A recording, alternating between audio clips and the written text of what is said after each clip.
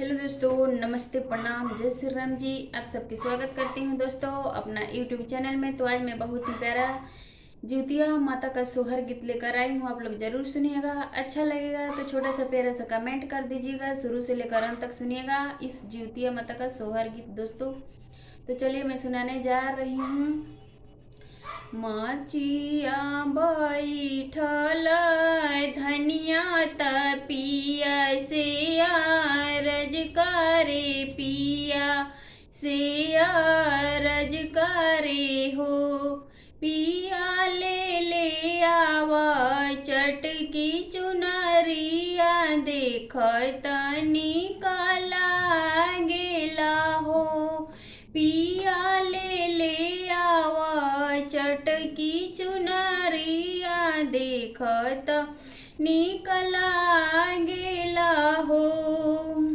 बोलिया ताए धना बोलेलू सुनता निकला गेला हो।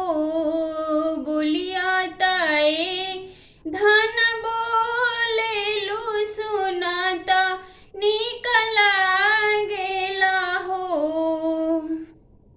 धान जबलाला खेले अंगनामा देखत निकला गेला हो। धान खेले जब अंगनामा देखत निकला गेला हो। इतना बचन सुनी धनिया तमना से दुखित भैली हो। इतना बचन सुनी धनिया तमना से दुखित भैली हो। रामा करेला में कवन खसूर पुरुष तना मारई हो।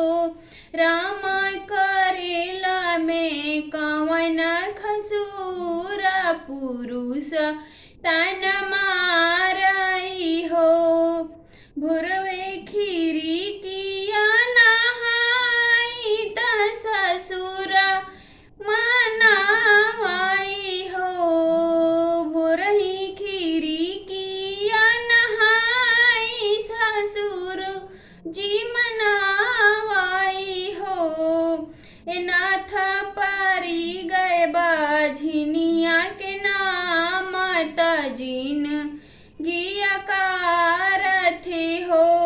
नाथ पारी गए बाझिनिया के नाम जिनगी कारथे भैले हो।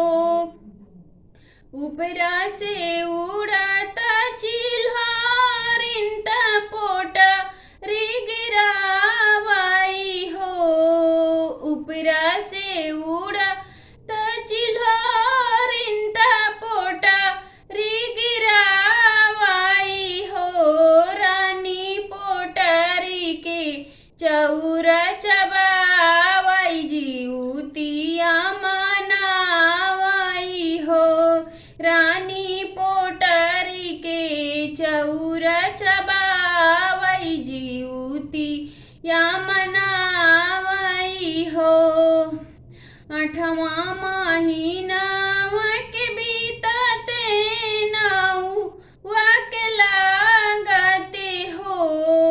8वां महीना के बीतत नौवा में लागते हो। सखी रोए लगे अंगना ललनावा त गावे सखी सोहारे हो। सखी रोए लगे